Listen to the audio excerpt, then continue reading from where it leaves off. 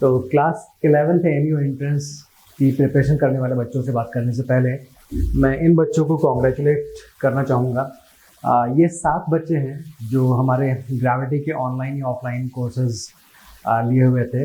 ये हमारे ऑनलाइन या ऑफलाइन प्रोग्राम के साथ जुड़े हुए थे। तो ये 7 सेलेक्शंस हो चुके हैं अब तक। ओके, ये हैं ज़ैनब फातिमा, रैयान खान, आहिल खान, मोहम्मद रेहान, वहाज अली, रुफैदा सिद्दीकी और शिजा फातिमा का फ़ोटो नहीं मिल पाया है, शिजा फातिमा है ये। तो ये सिलेक्शन हो चुके हैं। कट ऑफ जो गई थी गर्ल्स की वो थी 67 के अराउंड जनरल स्टूडेंट्स के लिए, और जिनका कोई कोटा नहीं था। और जो बॉयज़ हैं उनकी जो कट ऑफ थी वो लगभग 69 थी। यहाँ पर आपको एक स्कोर दिख रहा होगा 63, ये कट ऑफ वाले स्कोर से नीचे है। तो इसका मतलब ये है कि ये स्टूडेंट जनरल कैटेगरी में नहीं होगा, कुछ इनको कोटा वगैरह मिला होगा, उसकी वजह से इनको बुला लिया गया है। ठीक है ना। अभी फिलहाल हम आगे बढ़ते हैं और क्लास 11th के बच्चों से बात करते हैं। तो वापस एक बार फिर इन सभी बच्चों को बहुत बहुत मुबारक हो। हाँ, तो क्लास 11th के बच्चों से बात कर लेता हूँ। क्लास 11th के स्टूडेंट्स का एंट्रेंस एग्ज़ाम में है, और जो साइंस या डिप्लोमा इन इंजीनियरिंग के अप्लाई किए हुए हैं उन लोगों का एग्ज़ाम कल है, मतलब संडे में है, मतलब 9 जून 2024 में है। तो ध्यान रखिए, जब आप जाओगे एग्ज़ाम देने के लिए तो आपको एडमिट कार्ड ले जाना ज़रूरी है। एडमिट कार्ड आपने डाउनलोड कर लिया होगा amucontrollerexam.com इस वेबसाइट से। मैं वेबसाइट लिख देता हूँ, amucontrollerexams.com। इस वेबसाइट से आप अपना एडमिट कार्ड डाउनलोड कर लो। अगर आपने क्लास 11th में अप्लाई किया था साइंस के लिए, साइंस स्ट्रीम के लिए या डिप्लोमा इन इंजीनियरिंग के लिए, तो अपना एडमिट कार्ड डाउनलोड कर लो। जब आप एडमिट कार्ड डाउनलोड करोगे तो हो सकता है जब आपने एप्लीकेशन फॉर्म फिल किया हो तो एप्लीकेशन फॉर्म एक से ज़्यादा बार फिल कर दिया हो, 2 बार फिल कर दिया हो, 3 बार फिल कर दिया हो। तो जो भी उन एप्लीकेशन फॉर्म्स में बेस्ट एप्लीकेशन फॉर्म आपको लगता है, जिसमें आपको लगता है मिस्टेक्स नहीं होंगी, तो वो आप डाउनलोड कर सकते हो। ठीक है ना। अच्छा, OMR शीट जो आप फिल करोगे वो बॉल पेन की हेल्प से फिल करोगे, जेल पेन नहीं होना चाहिए, और वो पेन ब्लू या ब्लैक कलर का होना चाहिए। किसी और कलर का पेन वहाँ पर अलाउड नहीं होगा। तो पहली बात मैंने बोली, एडमिट कार्ड डाउनलोड करिए, उसके प्रिंट आउट्स निकालिए, मतलब हार्ड कॉपीज़ निकलवाइए, और 2-3 हार्ड कॉपीज़ लेकर जाइएगा वहाँ पर। ठीक है। बॉल पेन ले जाइए, ब्लू या ब्लैक। वहाँ पर ऐसा ना हो कि वर्क करते करते पेन वर्क करना बंद कर दे, फिल करते करते पेन वर्क करना बंद कर दे। तो आप 2-3 एक्स्ट्रा पेन लेकर जाइएगा। आधार कार्ड या आईडी कार्ड, तो स्टूडेंट को अपनी आईडी कार्ड ले जाना है। आईडी कार्ड में आधार कार्ड होता है, किसी के पास ड्राइविंग लाइसेंस हो सकता है, अगर ड्राइविंग लाइसेंस नहीं है तो पासपोर्ट हो सकता है।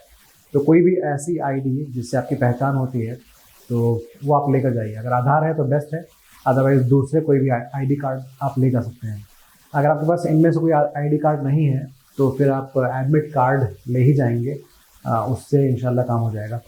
वाटर बॉटल, गर्मियों के दिन हैं तो पानी की ज़रूरत तो पड़ेगी, तो वाटर बॉटल आप ले जा सकते हैं, लेकिन ट्रांसपेरेंट वाटर बॉटल ले जाइएगा ताकि उस वाटर बॉटल पे कोई ऑब्जेक्शन ना हो। ऐसा ना हो कि एंट्री के टाइम पर बॉटल रोक ली जाए। ट्रांसपेरेंट वाटर बॉटल ले जाइएगा, और खाने पीने की चीज़ों कोई अलाउड नहीं होंगी। फिर पेंसिल, इरेजर, शार्पनर वगैरह भी आप ले जा सकते हैं। ये ले जाने में फ़ायदा ये होगा कि आपको वहाँ पर रफ वर्क करने के लिए ज़्यादा शीट्स नहीं मिलेंगी। जो क्वेश्चन पेपर मिलेगा उसी में कुछ पोर्शन खाली होगा, तो वहाँ पर आप रफ वर्क कर सकते हैं।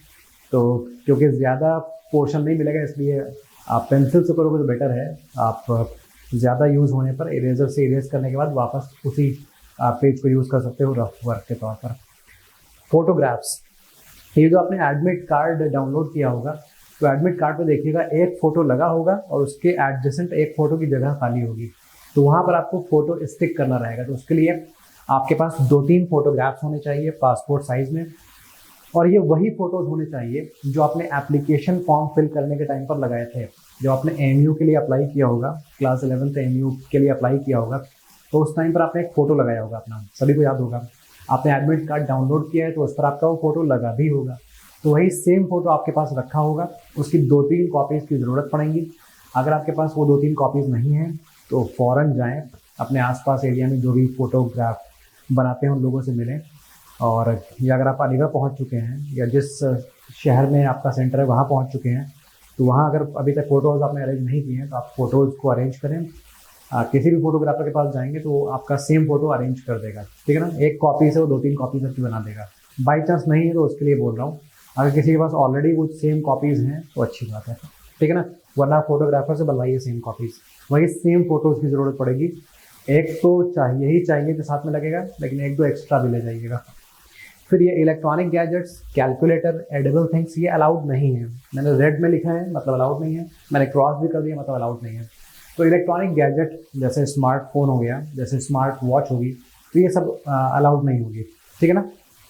फिर कैलकुलेटर भी अलाउड नहीं होगा, मोबाइल फ़ोन भी अलाउड नहीं होंगे, आईपैड भी अलाउड नहीं होगा, लैपटॉप भी अलाउड नहीं होगा। खाने की चीज़ें अलाउड नहीं है। हाँ, पानी के लिए आप पानी की बॉटल ले जा सकते हो। अगर आप कहीं बहुत गर्म जगह में रहते हो जहाँ गर्मी बहुत ज़्यादा हो रही है, तो इस पानी में आप कुछ मिक्स भी कर सकते हो, जैसे नींबू, शक्कर, ऐसा कुछ, ताकि आपको ऐसा कुछ एनर्जी भी मिलती रहे। तो ये सब आप कर सकते हैं, लेकिन खाने की चीज़ें वहाँ पर अलाउड नहीं होंगी। आई होप आपको ये बात समझ में आ गई है। आगे बढ़ते हैं। अब देखो, ये जब आप एडमिट कार्ड डाउनलोड करोगे ना, तो वो एडमिट कार्ड कुछ ऐसा दिखेगा। इसमें ऊपर लिखा है कि ये एडमिट कार्ड है साइंस स्ट्रीम के लिए या डिप्लोमा इन इंजीनियरिंग के लिए। अगर आपने साइंस के लिए अप्लाई किया है तब भी आपको यही लिखा हुआ दिखेगा। डिप्लोमा इन इंजीनियरिंग के लिए अप्लाई किया है तब भी आपको यही लिखा हुआ दिखेगा। उसके बाद यहाँ पर एप्लीकेशन नंबर है, इसको देख लीजिए अच्छे से। आपके साथ ये एडमिट कार्ड रहेगा, तो इस एप्लीकेशन नंबर को आपको OMR में ऊपर फिल भी करना रहेगा, ठीक है ना। तो ये एप्लीकेशन नंबर है, ये रोल नंबर है, आपका रोल नंबर फिल करना रहेगा, तो यहाँ से कॉपी करके फिल कर लीजिएगा। तो ये स्टूडेंट मेल है, तो ये इंटरनल है। इंटरनल का मतलब ये स्टूडेंट ऑलरेडी AMU में पढ़ रहा है, अलीगढ़ मुस्लिम यूनिवर्सिटी में पढ़ रहा है। इसने क्लास 11th के लिए अप्लाई किया है, लेकिन ये क्लास 10th भी वहीं से कर रहा है, तो ये इंटरनल हो गया। इंटरनल स्टूडेंट्स को कुछ छूट मिल जाती है, okay. For example, cut off अगर 60% रही है तो इनकी कट ऑफ 60 से थोड़ी कम रहेगी, इनको एडमिशन में थोड़ा सा एडवांटेज मिलता है, ठीक है ना। ये इंटरनल है। तो आपके एडमिट कार्ड में एक्सटर्नल लिखा होगा अगर आप बाहर के होंगे। अगर आप भी AMU में पढ़ रहे हैं तो उस पर इंटरनल लिखा होगा। फिर ये कैंडिडेट का नाम है, यही सेम नाम आपको डालना रहेगा OMR में। ऊपर कैसे डालना है मैं समझा दूंगा। ये मदर्स नेम है, इसकी ज़रूरत OMR में तो नहीं पड़ेगी। स्पेशल कैटेगरीज, अगर फॉर्म फिल करने के टाइम पर आपने किसी स्पेशल कैटेगरी के लिए अप्लाई किया था, लाइक SC, OBC या AMU एलुमिनाई, तो ऐसा कुछ, तो वो स्पेशल कैटेगरी यहाँ पर एडमिट कार्ड में लिख कर आ जाएगी। नहीं अप्लाई किया तो यहाँ ब्लैंक होगा। अगर अप्लाई किया है तो ये चीज़ें वेरीफाई भी होंगी एडमिशन के टाइम पर। अभी एडमिट कार्ड की हेल्प से आप टेस्ट तो दे दोगे, लेकिन जब एडमिशन का टाइम आएगा, अगर आपका सिलेक्शन हो गया, तो उस टाइम पर आपको सारे जो डॉक्यूमेंट्स हैं स्पेशल कैटेगरी प्रूव करने के लिए दिखाने पड़ेंगे, एक्चुअल ओरिजिनल डॉक्यूमेंट्स, ठीक है ना। अदरवाइज अगर आपने गलत बोल दिया है कि आप स्पेशल कैटेगरी से बिलोंग करते हो और उस टाइम पर आप एक्चुअल में दिखा नहीं पाए डॉक्यूमेंट्स, तो फिर एडमिशन कैंसिल हो जाता है आपका। स्क्राइब रिक्वायर्ड, स्क्राइब का मतलब होता है कोई हेल्पर, ओके। तो कुछ स्टूडेंट्स जो विजुअली हैंडीकैप्ड हैं, मतलब देख नहीं पाते हैं या लिख नहीं पाते हैं, तो उनके लिए एक स्क्राइब अवेलेबल होती है। तो फॉर्म फिल करने के टाइम में पूछ लिया जाता है। फिलहाल अगर आपकी आंखें ठीक हैं, आप पढ़ सकते हैं, आपके हाथ ठीक है, आप लिख सकते हैं, तो आपको स्क्राइब की ज़रूरत नहीं होगी। टेस्ट सेंटर अच्छे से देख लीजिएगा। ये इस स्टूडेंट का टेस्ट सेंटर है यूनिवर्सिटी पॉलिटेक्निक, और इस सेंटर का कोड है 115। इस कोड को देख लो, क्योंकि इस कोड को OMR में फिल भी करना रहेगा, ठीक है ना। 115 है। आपके एडमिट कार्ड में आप देख लीजिएगा, आपका जो टेस्ट सेंटर नेम होगा वो कुछ अलग हो सकता है, और आपका जो कोड है वो भी अलग हो सकता है। तो जो कोड होगा आपका वो फिल करिएगा, ठीक है ना। सेंटर एड्रेस, तो इनका तो AMU कैंपस अलीगढ़ है, अलीगढ़ में ही, अलीगढ़ मुस्लिम यूनिवर्सिटी के कैंपस में ये जगह है, और यहाँ पर इनका टेस्ट होने वाला है। लेकिन आपका जो टेस्ट सेंटर होगा वो अलग होगा। किसी का टेस्ट सेंटर कहीं लखनऊ में हो सकता है, किसी का टेस्ट सेंटर कहीं पटना में हो सकता है, ठीक है ना। क्योंकि ये जो 11th AMU एंट्रेंस एग्जाम होता है, ये इंडिया के कई शहरों में होता है, सिर्फ अलीगढ़ में नहीं होता है। तो आपने अब तक देख लिया होगा, उम्मीद है। Gate closing time at centre 10:15 AM है। तो इनका जो टेस्ट टाइम है ना, वो 10 AM है, 10 बजे सुबह है। तो अगर 10 बजे की टाइमिंग है तो 15 मिनट की छूट होती है कि आप लेट पहुंच सकते हो।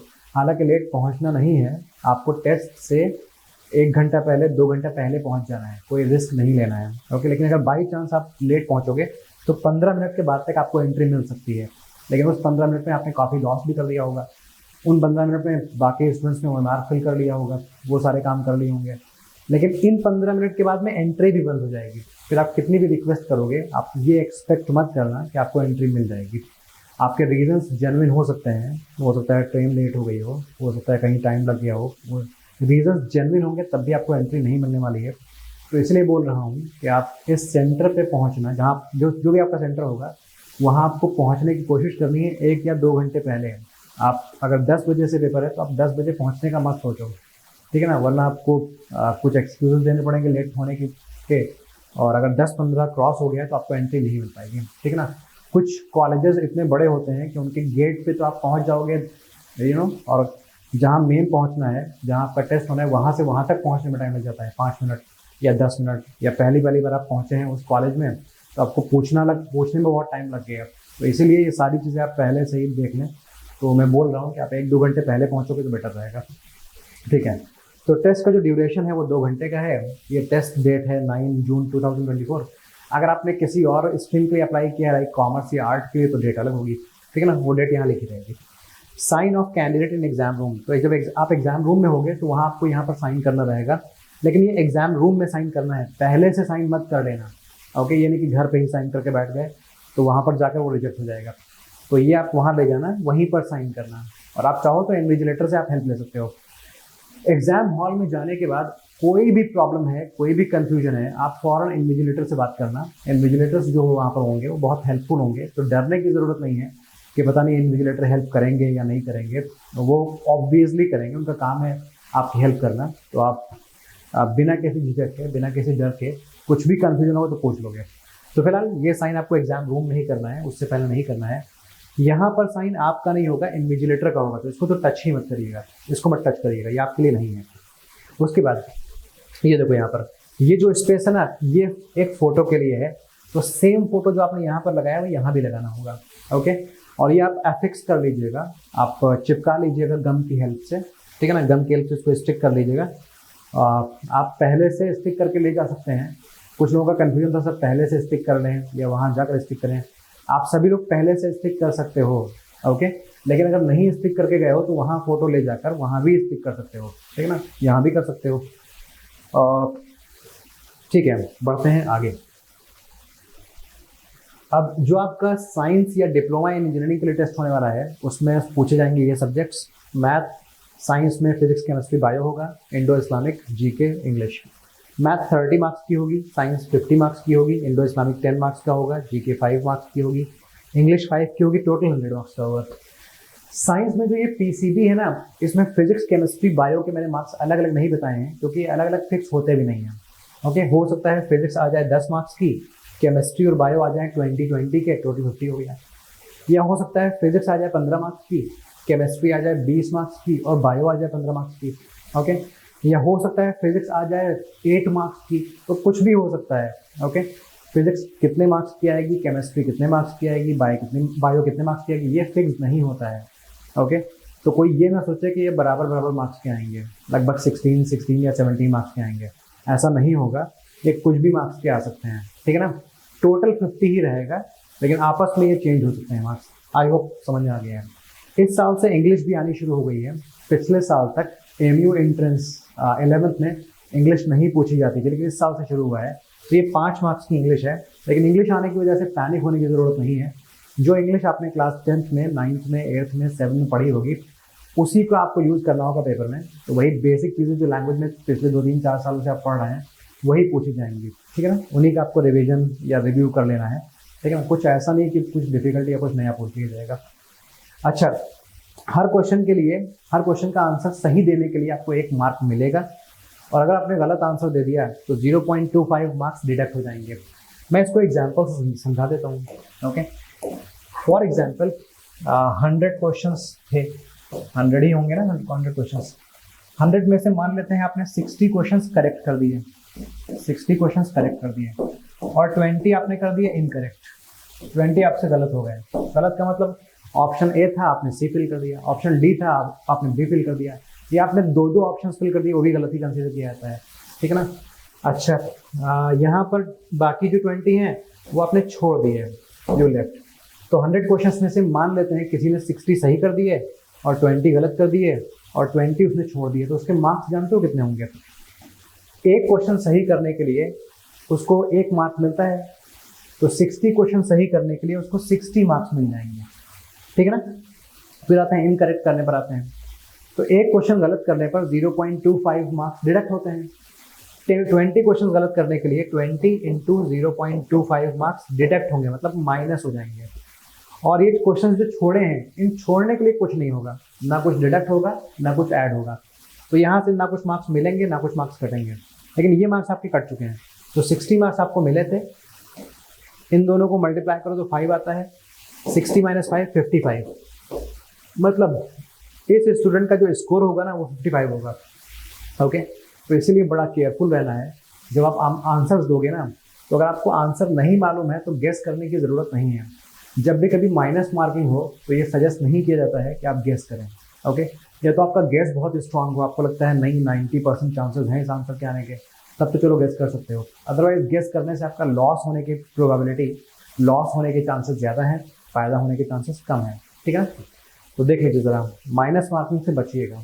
ऐसे क्वेश्चंस जिनके आंसर्स आपको लगता है गलत हो सकते हैं मत दीजिएगा तो बेटर है। आगे बढ़ते हैं। तो how to fill OMR sheet. OMR sheet कैसे फिल करना है, तो ये इस तरह की कुछ OMR शीट आपको मिलेगी। इसमें सबसे पहले देखिए यहाँ पर नेम ऑफ द कैंडिडेट, हमें कैंडिडेट का नाम लिखना है। तो जो आपका नाम है आपको यहाँ लिखना पड़ेगा। ओके, उम्मीद है आपका जो नाम होगा वो 2 वर्ड्स में या 3 वर्ड्स में कुछ होगा। मान लेते हैं किसी स्टूडेंट का नाम है मोहम्मद अफान, तो कैसे लिखा जाएगा मोहम्मद अफान,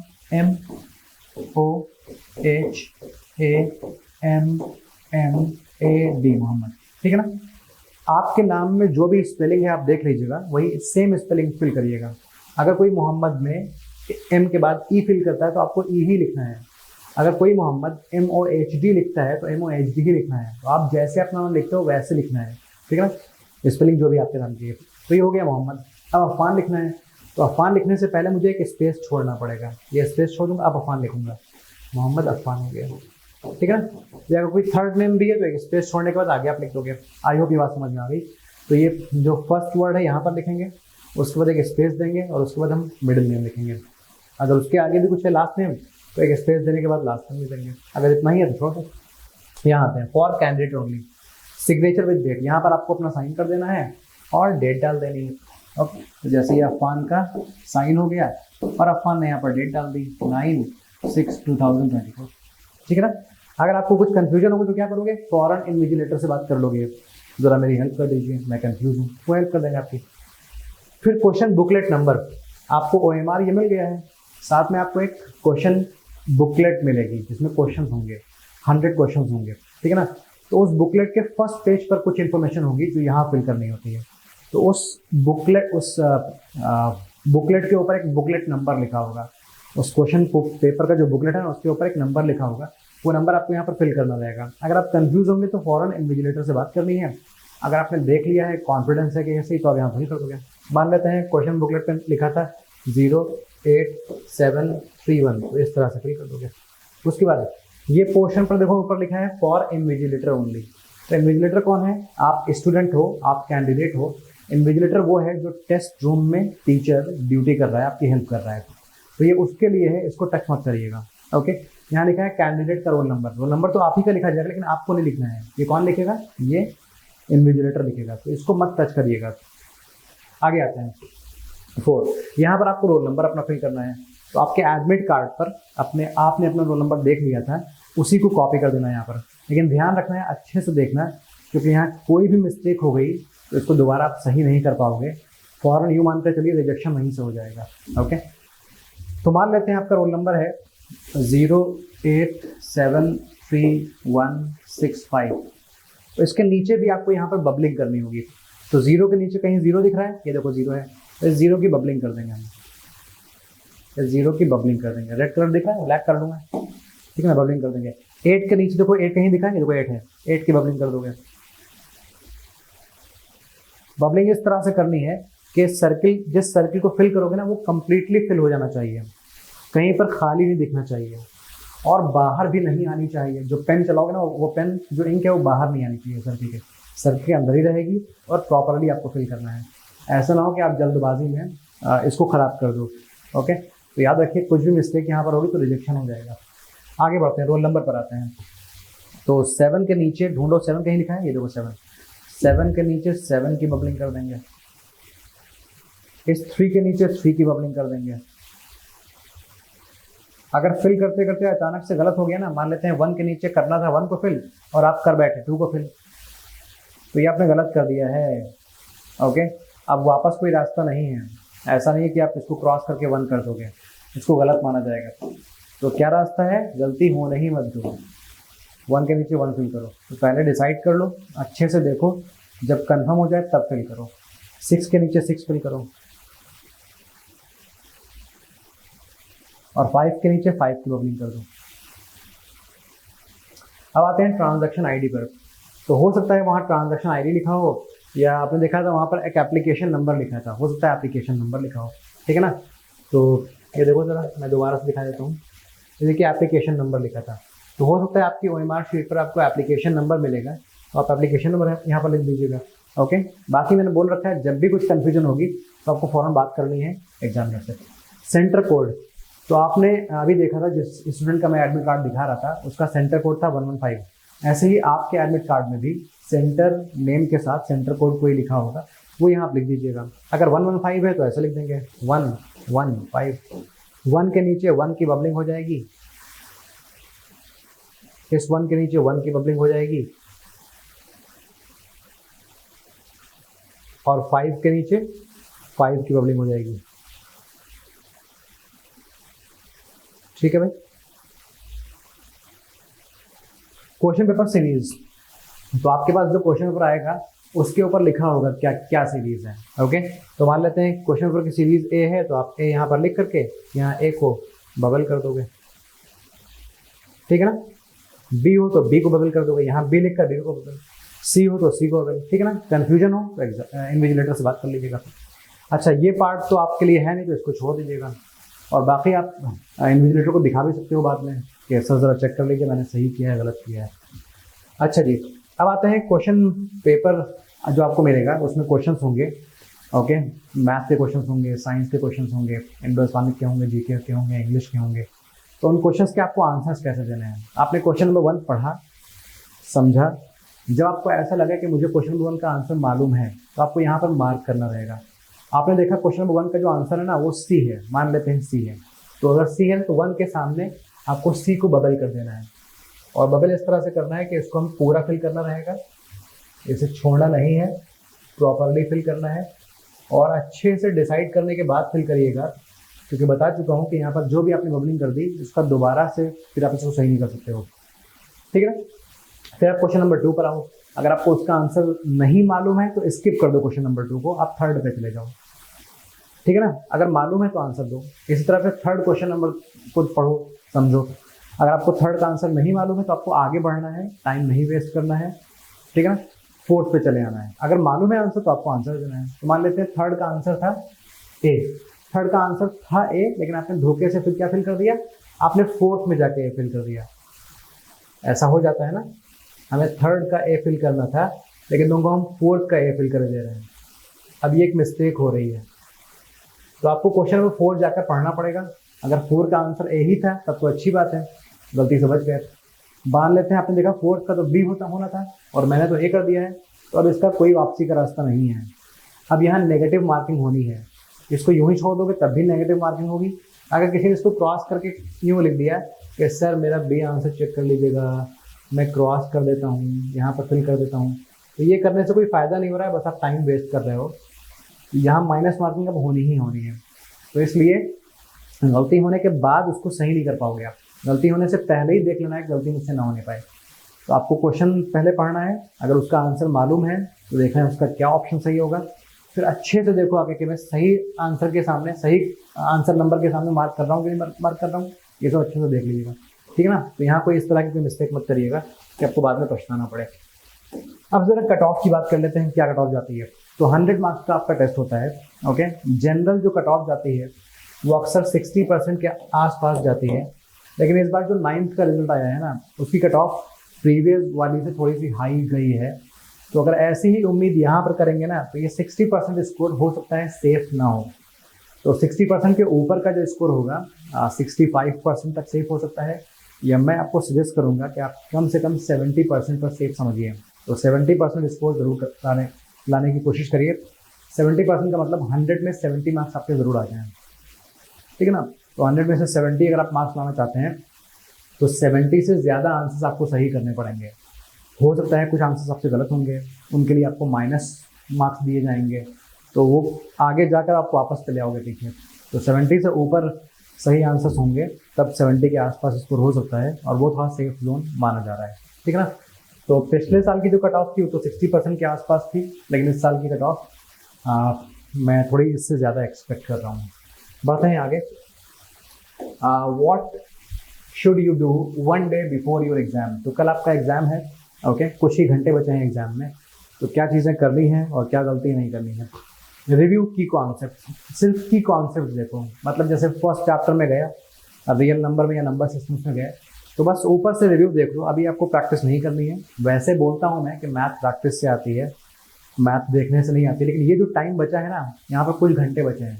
किसी भी एग्जाम में जब टाइम कम बचे, 1 दिन बचे, 2 दिन बचे, तो लास्ट के 1 दिन में या लास्ट के कुछ घंटों में आप चीज़ें पढ़ो मत, बस क्विक रिव्यू कर लो ऊपर ऊपर से, ठीक है ना। वरना माइंड पे बहुत प्रेशर डालोगे ना, तो एग्जाम में जब जाओगे तो आपके ऊपर वो प्रेशर क्या करेगा ना, आपका एग्जाम खराब कर देगा। आप प्रेशर में आने की वजह से बहुत सारे क्वेश्चन के आंसर्स गलत कर दोगे। जो चीज़ें आपको मालूम थी, जहाँ से आप मार्क्स निकाल सकते थे, वहाँ भी आप मिस्टेक करने लगोगे उस प्रेशर की वजह से। तो वो प्रेशर नहीं आना देना है, तो इसलिए सिर्फ की कॉन्सेप्ट को रिवाइज करना है, ओके। जो ज़रूरी चीज़ें हैं किसी टॉपिक के अंदर वो आपको रिवाइज करनी है। ऑर्गेनाइज योर मटेरियल्स, तो आपने देख ही लिया है कि क्या क्या चीज़ें ले जानी है, जैसे पानी की बॉटल ले जानी है, eraser, sharpener, admit card, photos, जो मैंने शुरुआत में बताया था वीडियो में, अगर नहीं सुना है दोबारा जाकर सुन लो। तो वो सारी चीज़ें अरेंज कर लीजिए, तैयार कर लीजिए। वहाँ जाने के बाद ऐसा ना हो कि आपको लगे अरे ये तो भूल ही गए, ध्यान नहीं आया, तो ये सब अरेंज कर लो, ठीक है ना। ईट वेल, अच्छा खाइए, ओके, अच्छे से नाश्ता करिए, हेल्दी चीज़ खाइए। ऐसा ना हो कि जब आप रूम में बैठे हो तो फिर आपको खट्टी डकारें आ रही हों, आपके पेट में दर्द हो रहा हो, तो ऐसा कुछ मत खाइएगा, हेल्दी खाइएगा।